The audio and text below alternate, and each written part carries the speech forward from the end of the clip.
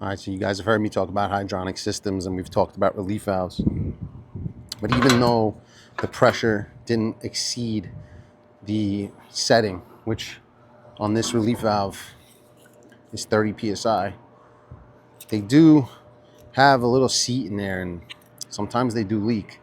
Because they got pretty new system here, so it's definitely not an expansion tank. So like I've said to you guys before, sometimes it can be an expansion tank, but sometimes it's just relief valves go bad. I mean, the seat lifts a little bit and it just drips, and then it's dripping all over the floor, and then boom. So we swapped that bad boy out. Sometimes it's easy, sometimes it's hard. This one had isolation valves, and that's another important step. So make sure you have isolation valves, and if you have to shut and drain a system, you might as well add some. Have a great day.